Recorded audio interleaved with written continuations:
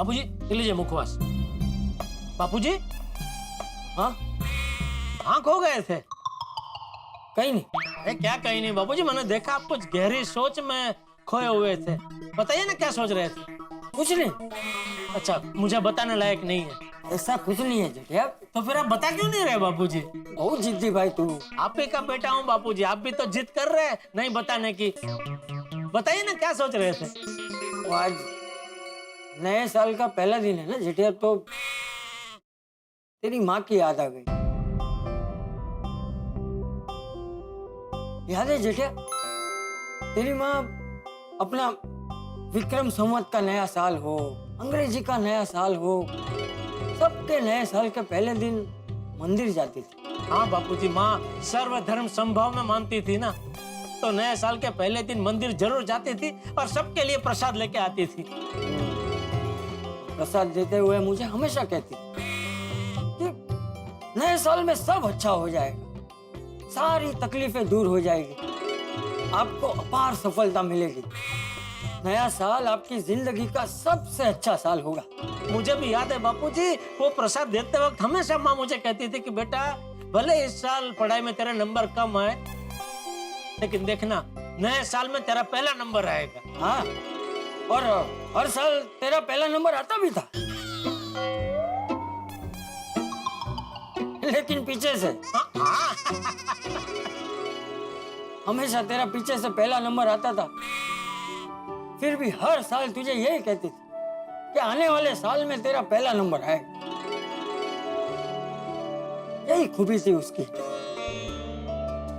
ना आने वाले साल की मुश्किलें कम होती थी और ना ही तेरी माँ की आशा। बिल्कुल बिल्कुल बापूजी, मैं तो कहता हूँ पूरी दुनिया में सबसे ज्यादा सकारात्मक कौन है, अगर ऐसा कोई अवार्ड होता ना बापूजी तो वो जरूर माँ को मिलता। कितनी भी नकारात्मक परिस्थिति क्यों ना हो, लेकिन माँ अपनी सकारात्मकता कभी नहीं छोड़ती थी। जहाँ आस लगाई हो वो चीज ना हुई हो, कोई सपना देखा हो वो टूट गया हो, फिर भी उसका स्वभाव नहीं बदला। हमेशा आशावादी, हमेशा खुश रहने वाली, हमेशा दूसरों को खुश रखने वाली। लेकिन अब तो कभी कभी ऐसा लगता है जेठिया, जैसे तेरी माँ के बगैर साल ऐसे ही खाली पन्नों की तरह आ रहे हैं और जा रहे हैं। अरे ऐसा क्यों बोल रहे बापूजी, हम सब है ना। हाँ हाँ जेठिया, तुम सब लोग हो, लेकिन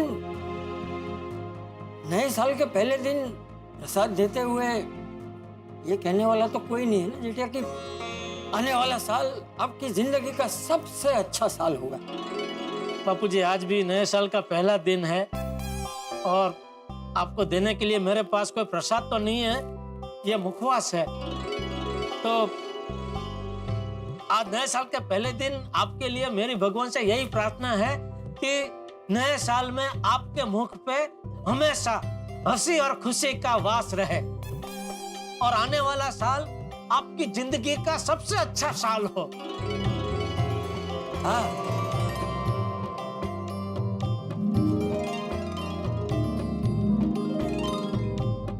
जेठिया, तेरी माँ को जब भी याद करता हूँ ना तो भावनाओं में बह जाता हूँ। मैं भी बापूजी। चल अभी मैं सोने जा रहा हूँ। ठीक है बापूजी, आप सो जाइए, मैं जरा सोडा शॉप होके आता हूँ।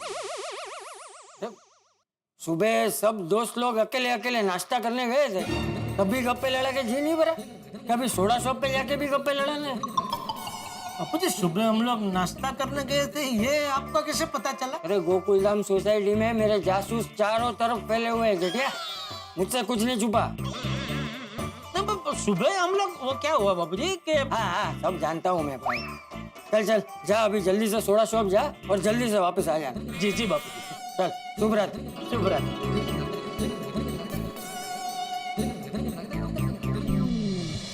अरे जेठा भाई, वो सोडी भाई आए नहीं अभी तक?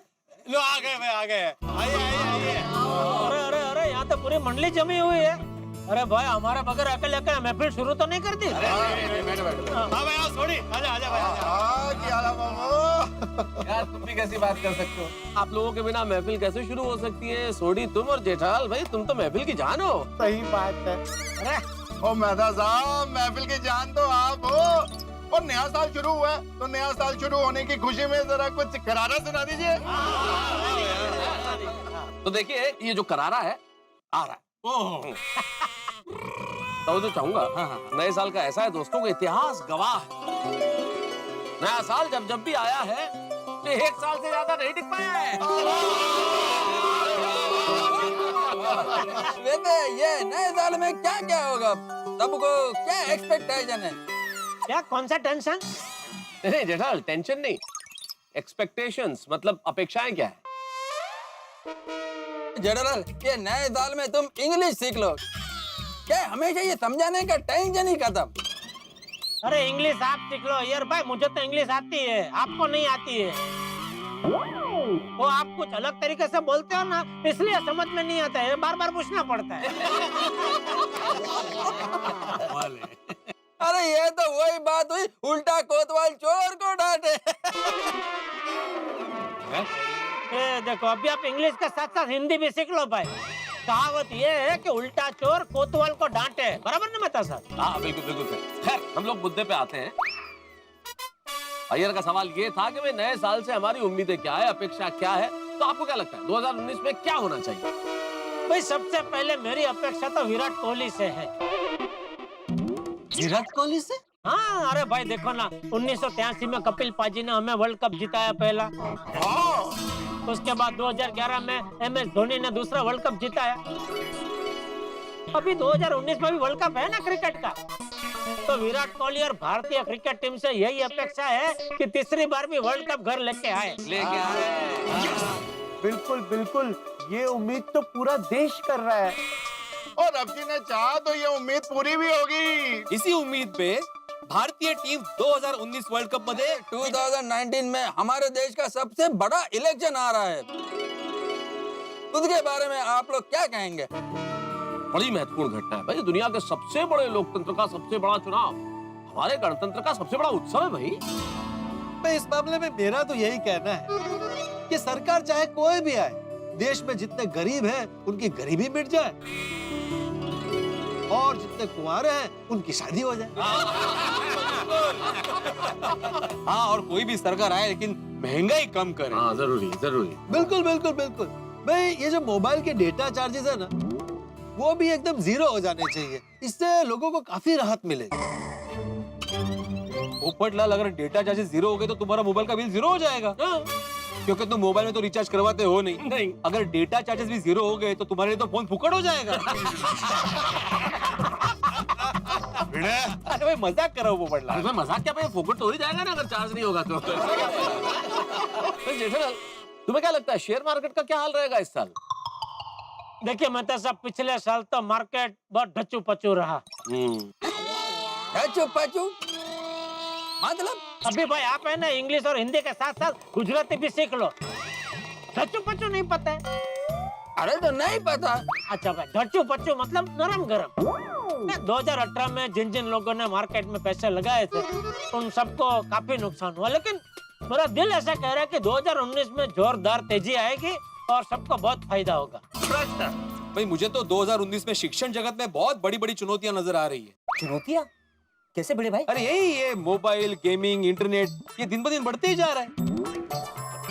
तो विद्यार्थियों के लिए एकाग्रता भंग करने की चीजें बढ़ती जा रही है। सही बात है, आज के दौर की सबसे बड़ी चुनौती है ये। लेकिन इसी चुनौती का विद्यार्थियों को, शिक्षकों को और पेरेंट्स को मिलकर सामना करना होगा। लेकिन इसका दूसरा पहलू भी है भिड़े।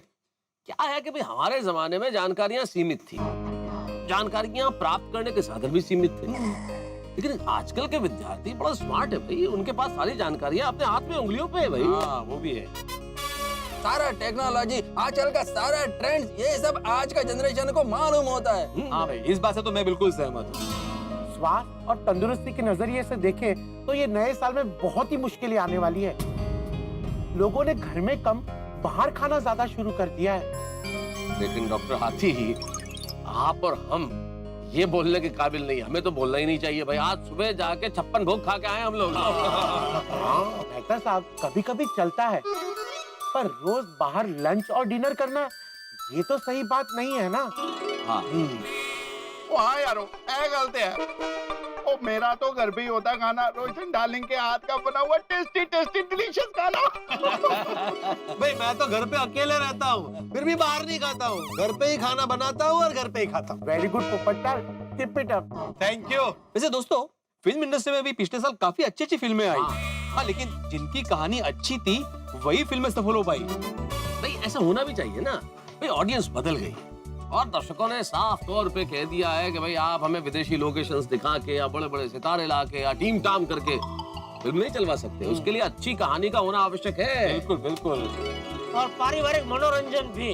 सही बात है। वैसे पिछले साल फिल्म इंडस्ट्री में शादियां भी बहुत हुई हैं। हाँ, अनुष्का शर्मा का शादी विराट कोहली से, रणवीर सिंह का शादी दीपिका पादुकोण से, और प्रियंका चोपड़ा का शादी निक जोनस से, और वो ना अनिल कपूर का बेटी वो सोनम कपूर का शादी आनंद आहूजा से हुआ। और मुझे लगता है कि 2019 में भी ये दौर जारी रहने वाला है।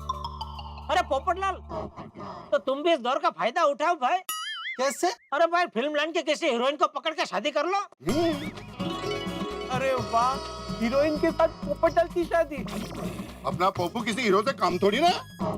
लेकिन छोटी एक बात समझ में नहीं आ रही है, हमारा पोपटलाल किसी हीरो से कम नहीं है, फिर भी इससे कोई हीरोइन मिल क्यों नहीं रही है? हाँ, अरे जेठालाल, हीरोइन को छोड़ो, कोई सामान्य लड़की भी हाँ कर देना तो भी शादी कर ले, है कि नहीं? हाँ भाई। पोपू, तेरी शादी हो जाएगी, तू आशा मत छोड़। कौन ऐसा? आशा, कोई आशा मतलब हिम्मत, हिम्मत मत छोड़। और तेरी शादी इस साल देखना पक्का हो जाएगी। थैंक यू सोडी, थैंक यू। दोस्तों, साल आए या जाए, सरकार बदले या ना बदले, मार्केट ऊपर जाए या नीचे जाए, लेकिन एक चीज कभी नहीं बदल सकती है। क्या? और वो है अब्दुल का सोडा, मसालेदार सोडा। सही बात है। एक और चीज भी ऐसी है जो कभी नहीं बदलेगी, और वो है हम सबके दोस्ती। यस। इसी बात पे हमारे गोकुलधाम की पुरुष मंडली के लिए 50 सोडा। हाँ, 2 मिनट, 2 मिनट, एक मिनट। नए साल का पहला सोडा पीने के पहले एक बात कहना चाहता हूँ। कहो जी, कहो, दसो। बहुत गंभीरता के साथ ये बात मैं पूरे हृदय तल की अनंत गहराइयों से कह रहा हूँ। इस बीते हुए वर्ष में 2018 में जाने अनजाने कोई त्रुटि हो गई हो, मुझसे कोई गलती हो गई हो, या मैंने आप लोगों में से किसी का दिल दुखाया हो, प्लीज इस साल भी तैयार रहना, क्योंकि साल बदल रहा है, हम नहीं बदल रहे। वाह वाह मेहता साहब, वाह। भाई नहीं बदलेंगे। मैं अब्दुल बना फटाफट सबके लिए सोडा बना। 2 मिनट में। Good morning Gokuldham. अरे माधवी, चहा आण लवकर। माधवी, चाय ला। और चहा कुठे? चाय को छोड़िए, आपको पता है आज रिजल्ट निकला है। रिजल्ट? लेकिन मेरे किसी भी विद्यार्थी की कोई एग्जाम नहीं थी, तो रिजल्ट कहाँ से निकला? वो विद्यार्थी का नहीं हो, हे बघा। नवऱ्याचा वार्षिक निकाल? हाँ, और आज आपका रिजल्ट निकलेगा। मेरा? अच्छा, ये पूछ सकता हूँ कि ये रिजल्ट के लिए मार्क्स कौन देगा? परीक्षा कौन ले रहा है? पत्नी। तो बस मार्क्स भी मैं ही दूंगी। ओह। लाइए, मैं आपको आपका रिजल्ट सुनाती हूँ। अच्छा, रिजल्ट सुनाने से पहले जरा ये बताइए परीक्षिका साहिबा कि मैं पास हूँ या फेल? बहुत जल्दी आपको निकाल सुनने की, थोड़े पेशेंस रखिए, धीरे धीरे सब पता चल जाएगा आपको। ठीक है, बताइए क्या है रिजल्ट? तो पहला सब्जेक्ट है पत्नी के लिए वक्त निकालना। इसमें तो अच्छे ही मार्क्स होंगे। अच्छा, ओहो, जरा याद कीजिए, सोसाइटी और ट्यूशन के कामों में से मेरे लिए आपने कितना वक्त निकाला? मुझे कितनी बार घुमाने लेके गए बाहर, और कितनी बार मुझे शॉपिंग करवाने लेके गए आपके साथ? तो कितने मार्क्स मिले हैं मुझे? 100 में से 50। बहुत बहुत खराब प्रदर्शन है। हाँ, तो अभी इस नए साल में मैं ख्याल रखूंगा और कोशिश करूंगा कि इस सब्जेक्ट में ज्यादा से ज्यादा मार्क्स आए। देखते हैं। तो नेक्स्ट सब्जेक्ट है खुद टेंशन लेना और पत्नी को भी टेंशन देना। तो इसमें तो पक्का फेल। फेल ना? नहीं नहीं, इतना भी खराब प्रदर्शन नहीं है। पासिंग मार्क्स मिल गए हैं आपको। अरे वाह, कितने? 100 में से 40। अच्छा, वास लो। तो नेक्स्ट सब्जेक्ट है पत्नी को सरप्राइज देना। हाँ, वो तो मैं तुम्हें काफी बार सरप्राइज देता ही रहता हूँ। अच्छा, हाँ। होगा? तो कितना एक्सपेक्ट कर रहे हैं आप? मेरे ख्याल से 95। हाँ? नहीं, वो ज्यादा हो रहा है। मेरे ख्याल से 50 के ऊपर तो होने ही चाहिए। 50? बाल बच गए हो आप। 100 में से आपको सिर्फ 35 मिले हैं। हाँ? खरं तर 34 ही मिले थे। एक मार्क ग्रेस का देके, धक्का देके पास किया है आपको। तो खरंच धक्का दिलास तुम्हाला। 35 मतलब काठावरती पास झालोय मी। ठीक है, अभी कोशिश करूंगा कि इस विषय में भी अच्छे से अच्छे मार्क्स लाऊं। तो आप बोलिए, कैसा लग रहा है अभी तक का रिजल्ट? क्या रिजल्ट, कुल मिला के एवरेज निकाले तो 41% होता है। बहुत ही बुरा रिजल्ट है ये। अब वैसे आगे ऐसा कोई सब्जेक्ट है जिसमें मैंने अच्छा परफॉर्म किया हो? देखते हैं। अभी आखिरी विषय है पत्नी का साथ निभाना। ओहो, तो अभी तुम ही बताओ कि इसमें मैंने कैसे परफॉर्म किया है, कितने मार्क्स मिलने चाहिए मुझे? पूरे साल आपने जतन से इस्त्री की है, सब घर कामों में मेरा हाथ बटाया है, अचार पापड़ की डिलीवरी अच्छे से की है, पैसे टाइम टू टाइम लेकर आए हैं। तो ओवरऑल आप मेरे साथ रहे, इसलिए आपको मिलते हैं 100 में से 120। म्हणजे मी फर्स्ट क्लास पास झालेलो आहे, फर्स्ट क्लास। ओ, ये पिछले साल का रिजल्ट है, लेकिन अगले साल उम्मीद करती हूँ आपको इससे भी अच्छे मार्क्स आएंगे। बिल्कुल। अभी अगले साल भी बाकी सारे सब्जेक्ट में भी 100 में से 100 मार्क्स लाऊंगा मैं। बाप रे, नहीं 70 लाए तो भी अच्छे। अभी पति फर्स्ट क्लास पास हुआ है तो उसको प्राइज तो मिलना चाहिए। मिलेगा ही मिलेगा। बताइए क्या चाहिए आपको? हाँ, तो मेरा प्राइज है। क्या कर रहे हैं आप? दरवाजा खुला है। पर तो प्रॉब्लम क्या है? अरे पति फर्स्ट क्लास पास हुआ है, प्राइज तो मैं लेकर रहूंगा। आओ क्या? अच्छा, दरवाजा तो बंद कीजिए आप। ठीक है, चलो। हाँ, अभी आंखें बंद कीजिए। आंखें बंद कर दो। हाँ, कीजिए ना। ठीक है।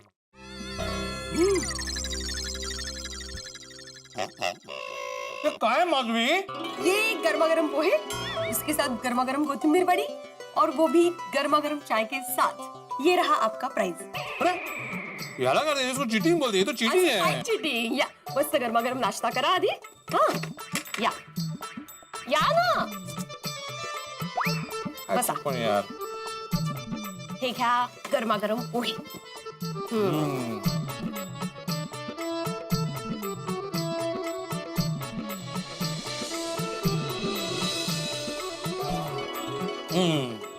बढ़िया हो गया नाश्ता और चाय। Thank you. चलो माधवी, और एक विषय है जिसमें मुझे अच्छा प्रदर्शन करना है, तो वो मैं करके आता हूँ। हाँ? कौन सा विषय? मेरे बच्चे का ध्यान रखना। सोनू का अच्छा ही ख्याल रखते हैं आप। नहीं, सोनू की बात नहीं कर रहा हूँ मैं। मेरा बच्चा मतलब मेरा सखाराम। पूरा दिन मेरे साथ धूप में यहाँ वहाँ घूमता है ना, तो बेचारे पे धूल मिट्टी चढ़ जाती है। उसको मस्तपैकी नहला के आता हूँ। आइए। दोस्तों, गोकुल धाम पे बिल्कुल भेलपूरी की तरह है। यहाँ पे पति पत्नी की खट्टी मीठी तकरार है और इस तकरार में छिपा दोनों का प्यार है। यहाँ टांग खिंचाई करने वाले दोस्त हैं, शरारतें करने वाले दोस्त हैं, लेकिन हर वक्त कंधे से कंधा मिलाकर चलने वाले, मुसीबत में खड़े रहने वाले यार है। यहाँ मस्ती बेशुमार है, यानी कि हर दिन यहाँ त्योहार है। तो नए साल में मस्ती यूं ही जारी रहेगी, हंगामे जारी रहेंगे। लेकिन एक राज की बात मैं आपको बता दूं, कल जेठालाल ठहरे हुए पानी में कंकर फेंकने वाला है, यानी कि एक ऐसा ऐलान करने वाला है जो बड़ा कमाल का होगा। क्या होगा ऐलान और उससे कितनी हलचल मचेगी, ये तब देखेंगे आप, जब देखेंगे तारक मेहता का उल्टा चश्मा। देखते रहिए, हंसते रहिए।